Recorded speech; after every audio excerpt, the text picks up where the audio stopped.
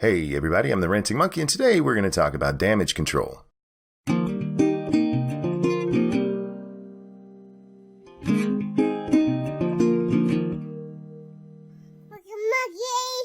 I've noticed something recently. Liberals never make mistakes.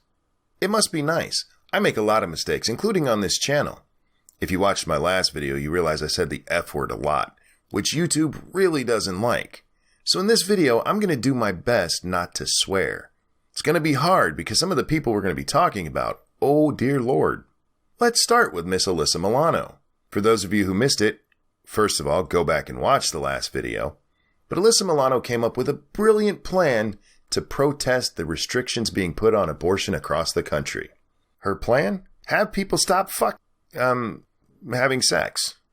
You know, the very thing that would stop the need for abortion in the first place. Now, she was roundly ridiculed for this.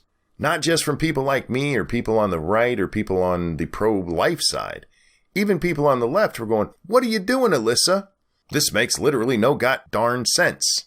But don't worry, she's a liberal, so this really wasn't a mistake. In fact, it was a good thing. The hashtag sex strike tweet has reminded people of the Republican war against women. Good.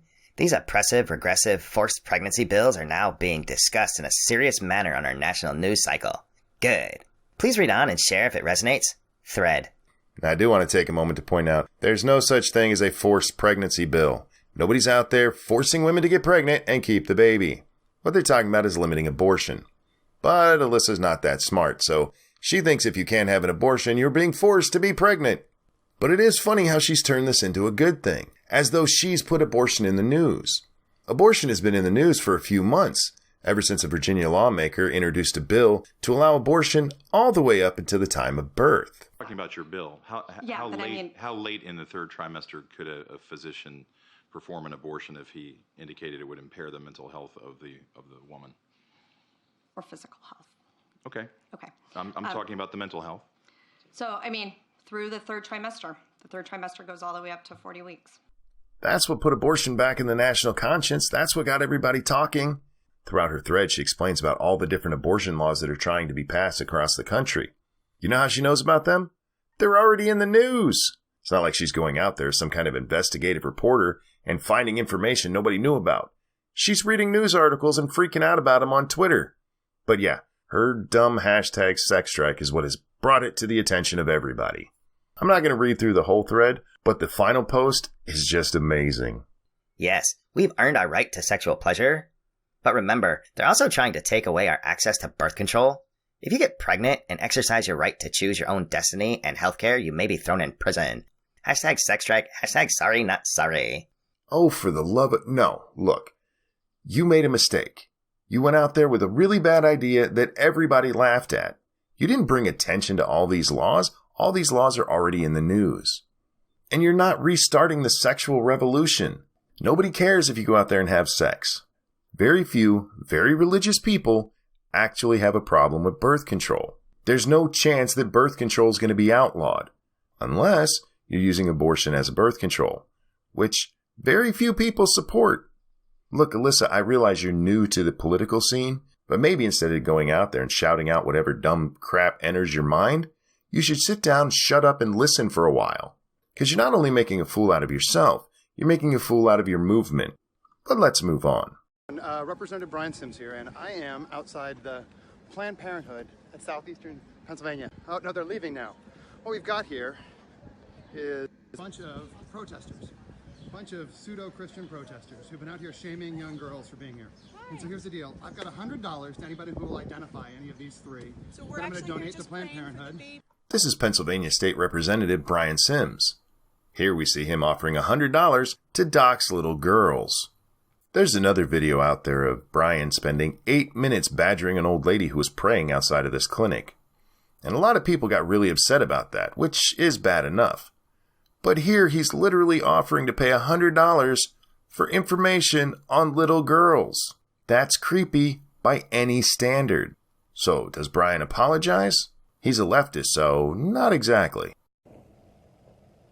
Hi everyone, Representative Brian Sims here, and I'm actually up in our Capitol for this week's legislative session, but I stepped off the floor for a moment because I've received a lot of feedback about a video I posted last week, and I want to provide some background. You see, I've lived across the street or next door to this particular Planned Parenthood, one of the most heavily protested Planned Parenthoods in America. You'll notice he didn't say he wanted to apologize. He said he wanted to explain, which explains why there's no real apology in his video. Of the 2-minute video, he spends about 1 minute and 45 seconds talking about why he did what he did, and then this. But as a Planned Parenthood volunteer and as a supporter, I fully understand, respect, and appreciate the non-engagement policy that they have, and I would never want to do anything that interfered with the care that they're providing to their patients. As an activist and an advocate, I know why pushing back against harassment and discrimination are a must, even when they're uncomfortable. But last week, I wasn't a patient escort. I was a neighbor and a concerned citizen, and I was aggressive. I know that 2 wrongs don't make a right, and I can do better, and I will do better for the women of Pennsylvania. He's not sorry for badgering little old ladies or trying to dox little girls. He was just a little too aggressive, and he's going to try not to do it again. 2 wrongs don't make a right, but he really didn't do anything wrong. By the way, this coward who posted these videos proudly to his Twitter has now privatized his Twitter. Perfectly okay to try to dox little girls, but don't say mean things to Brian. He has to go into hiding. If you know me, my final example should not be a surprise. I am a huge fan of this woman on Twitter because she says the dumbest things. It's almost like she's proud to be dumb. Unfortunately for us, she's an elected representative of the United States Congress, Miss Alexandria Ocasio-Cortez. Miss Cortez has made pretending you didn't say moronic things an art form, and her latest example is no different. This is the Mona Lisa of I didn't do nothing. This is a technique of the GOP to take dry humor plus sarcasm literally and fact-check it. Like the world ending in 12 years thing, you'd have to have the social intelligence of a sea sponge to think it's literal. But the GOP is basically Dwight from The Office, so who knows? Well, SpongeBob, let's go to the videotape. Millennials and people and, Gen Z and all these folks that come after us are looking up, and we're like, the world is going to end in 12 years if we don't address climate change. And your biggest issue is your biggest issue is how are we going to pay for it? In her tweet, she said it's a tactic of the GOP to take dry humor and sarcasm as literal. Did you see any dry humor or sarcasm in that video? Let's watch again. Millennials and people and, Gen Z and all these folks that come after us are looking up, and we're like, the world is going to end in 12 years if we don't address climate change. And your biggest issue is your biggest issue is how are we going to pay for it? Yep, there is some sarcasm there. But it's about the notion that how we're going to pay for fighting climate change should matter. It's not about the 12 years thing. She was being deadly serious about that part. The world is going to end in 12 years. Remember, she said you'd have to have the intelligence of a sea sponge to believe that. So Sponge Donkey here actually believed it. Why? Because she's not very intelligent. See, what happened is the UN released a report that said we have 12 years to reduce emissions before we get to a tipping point where there will be no way to save the environment. It's very similar to reports that have been released by the UN since the 1980s saying the same damn chicken little thing. But don't let that inconvenient truth get in your way. Sponge Donkey here read that, or more likely had it read to her, and didn't understand what it actually said, because she's a sponge donkey. She can't admit she made a mistake. No. It's just a tactic of those damn GOP to make her look stupid by quoting what she said. That was in no way sarcastic or dry humor. Now, I already know what's going to happen. Somebody's going to come along with some whataboutism. What about a Republican who did this or a conservative who did that? People make mistakes all the time, and yeah, there's a lot of people who won't admit it. But liberalism is becoming a religion. Whatever they do is right, even when it's clearly wrong. While you did have some people who came out against what Alyssa Milano was trying to do, no one on the left seems to care about Brian Sims doxing children. Nobody's coming out and telling Alexandria Ocasio-Cortez she's a liar, which she quite clearly is.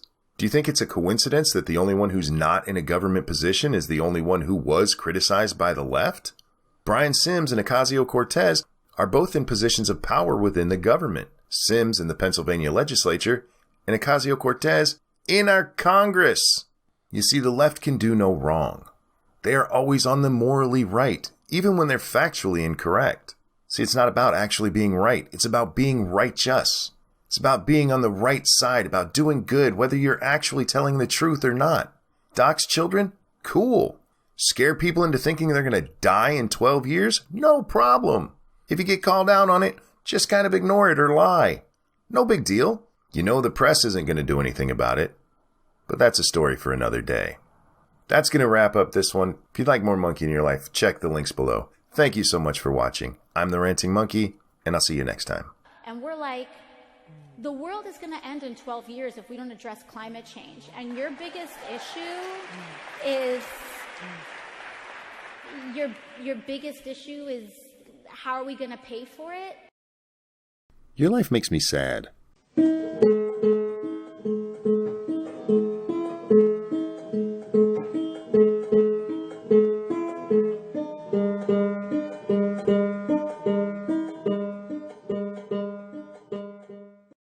Fuzzy monkeys.